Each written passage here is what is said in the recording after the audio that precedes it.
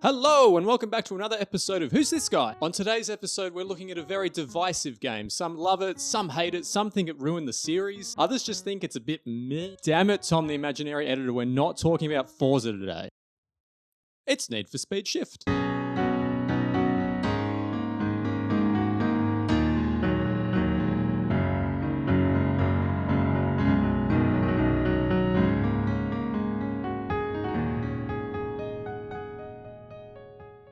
A series revolution for like the 1000th time. Need for Speed has been on a pretty crazy ride. This series has been iterated on so many times that just about the only thing all of these games have in common is cars. It's had us racing along California highways trying to escape from the fuzz, getting our underglow on and racing around constantly wet streets. I feel like Need for Speed Underground was the first time I'd ever seen the now completely pervasive wet concrete thing in a game. These blurry reflections blew my little mind. Then we've been undercover working for the man, but let's just pretend that one doesn't exist. And we've also got a chance to go story style, working both sides in Rivals, with a main racer character that's maybe the biggest idiot ever, only to be topped by the cop who always says things like, "I'm gonna show them what power really means." Ugh. Yeah, the whole police authoritarian power trip thing doesn't really work in 2024. More recently, it became basically like a Fast and Furious movie, and now it's like a fucking anime or something, I don't know. This series has kind of always been all over the place in terms of trying different stuff. But there's definitely that certain offshoot, well, two really, when Need for Speed was trying hard to push into a different market, over in a sim racer town to hang out with the big boys. It was time to ditch the energy drinks, neon, and perhaps most sadly Razor Callahan, bless you sir, and trade that all in for the Nürburgring driving lines and British men saying things like, "You've made it to the next tier of races, well done." They'd kind of dipped their toe into this water a little bit with Pro Street, but Shift was a proper attempt by the series to be like, got my traction control indicator, let's do this. Some might say that for a series that had always been exclusively focused on arcade style racing, this was a big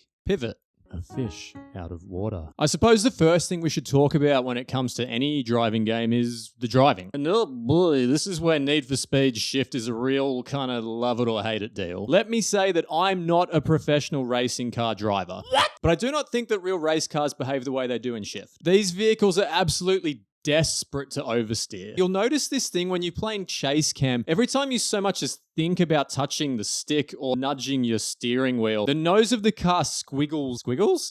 Okay. The nose of your car kind of squiggles over before you've even changed direction at all. It's quite weird and it takes a bit of getting used to. This weird car movement gives you a bit of a false impression of your positioning going into corners. You can really feel the need for speediness under the engine saying, "It's chuck a drift, man, come on." So right off the bat, that's probably going to be an issue for people coming in who see Brands Hatch and Silverstone and expect this to play like games featuring these famous racetracks. By the way, does Silverstone look super weird to anyone else in this game? I'm sure this is not what the grandstands look like. And these flags over the grid are giving like medieval fair vibes. I could be wrong. British viewers, please advise. This need for speediness also very much added fuel to the fire of the sim racing crowd that couldn't believe the Need for Speed series would have the audacity, the sheer fucking hubris, yeah, to put its dirty nitrous-covered feet into the pristine waters of the sim racing pool. And they were kind of right because this doesn't control like a sim racer. However, damn son,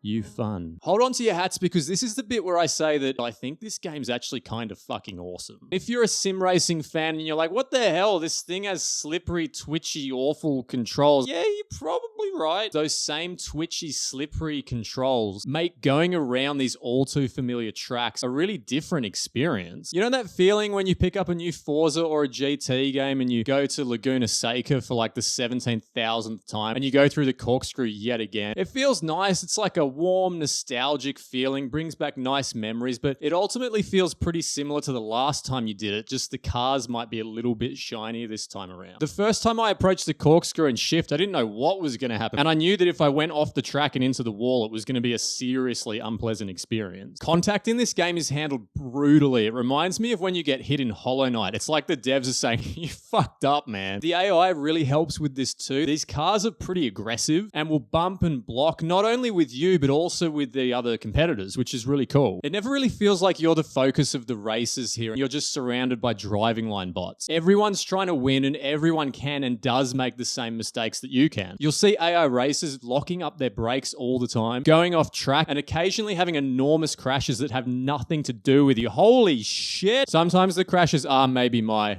fault though. I'm so sorry. Damage modeling. I love GT7 very, very, very much, but when you can basically play bumper cars all the way around and then get to the end and your car looks like it's still sitting on the showroom floor, it's a little immersion break. And no, I don't think Forza's scratched up paintwork and some random dents here and there after an enormous crash counts as impressive damage modeling. Come on. Car manufacturers are a fickle bunch, and licensing these things to get properly beaten up is really hard. I get that. But Shift's damage work is really great. Individual lights blow out, dents appear realistically based on contact areas, hoods can get dislodged and fly off once they've had enough of your bullshit. You're a maniac, dude. I'm out of here. Also, I think the dust and smoke in this game still looks amazing, which might not sound like a big deal. But when there's constantly racers flying off the track and dust clouds billowing across and obscuring your vision, and opponents locking up and sliding out, and then you get these smoke clouds hanging on the track way up ahead of you, and you think, oh, some shit's going down up there. Combine all this with the excellent cockpit view that has this awesome depth of field effect every time you speed up, and you've got a really visceral racing experience on your hands. There's not many games that can make driving a Veyron around the Nürburgring feel this scary.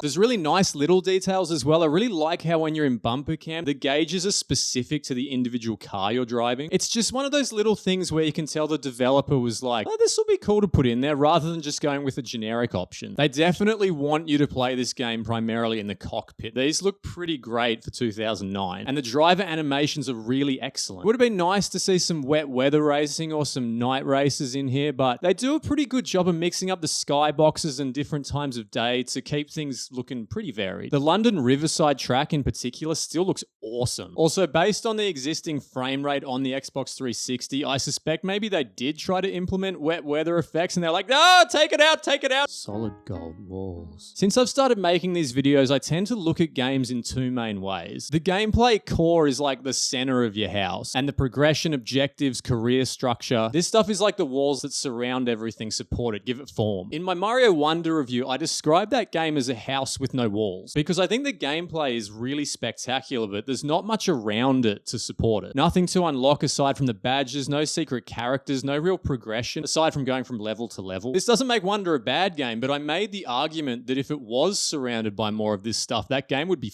fucking incredible. Need for Speed Shift is kind of the inverse of Wonder in this regard. The gameplay at its core is a little bit questionable, but the career structure, the race objectives, the corner mastery, the overall sense of progression, all this stuff is absolutely fantastic. Probably the smartest implementations they made here address issues I've had with a lot of racing games over the years. You know that feeling when at the end of the first lap of a race, you've zoomed out to first place, and then you've got like 4 laps to go and not much to do other than just cruise around and stay in the lead. Sometimes you're even relieved if you spin out and everyone has a chance to catch back up with you, just to add a bit of spice back into the race. Turn up your difficulty. No, destroying AI opponents makes me feel like a real tough guy. I do think this phenomenon can happen at any difficulty though, and Shift gives you a bunch of things to do when you get into this scenario. You can master corners, very satisfying. Slightly Mad Studios actually brought this feature back in Project Cars 3, but they've really fucked it up by allowing you to literally hit walls and still master the corner. There's race objectives to complete and also general points targets that are tied into the overall XP system. In essence, this just means that if you do get out into first and you're done battling the AI, you've still got heaps of stuff to do. The best thing as well though is that this is actually also true for if you're way behind and you know there's no chance that you can catch up. You can still try to hit some of these objectives and earn some XP, so you don't just restart the race and have wasted the last 3 minutes. So smart. I wish more driving sims would incorporate systems like this. The career structure is pretty nifty as well. You're unlocking tiers of events tied to your stars, and unlike when they put this system back into Project Cars 3, the progression here feels natural and balanced and not insanely frustrating. Damn it, Project Cars 3. There's a good variety of events on offer and also invitations Invitationals to allow you to try out some cars and different sorts of stuff that you're not getting to experience in your current tier. However, there's an elephant in the room with this variety. A big, oversteery elephant with smoke pouring off its face. Sideways, starring Paul Giamatti. Quick story. When I was a lot younger, I 3-starred the shit out of this game. The thing is, I have no idea how I managed to do this. How did you do this, Tiny Sam? See, a large portion of the career events in Shift are drift events. And I must have either gotten old and shitty at games, or my ancient Xbox 360 controllers triggers are squeaky, because Jesus Christ, I could not get these going at all this time around. Remember the damage modeling I mentioned earlier? Yeah, I mostly got to appreciate this at the end of drift events. I don't think my car's meant to look like this after showing off my sick drift skills. I think I'm pretty okay at driving games at this stage, but all of my drift footage looks like I sat the controller down in front of a frog and said,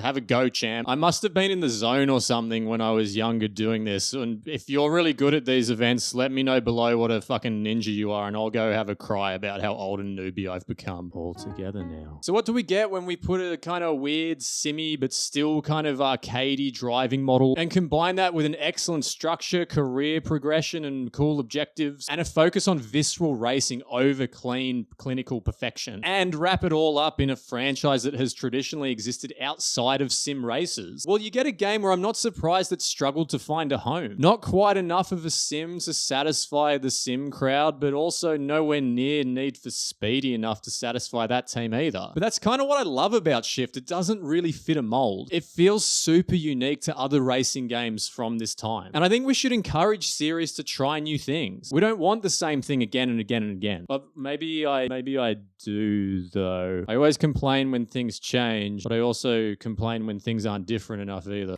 Oh, gosh darn it. I just don't understand the situation. Not sure I can solve that conundrum today, and I'm certainly not the man for the job. What I will say is I think Shift gets a bit of a bad rap in the history books these days, as an arcade game in a sim racing disguise. But if you take it as the game that it is, play it on its own terms, you're probably gonna have a pretty bloody good time.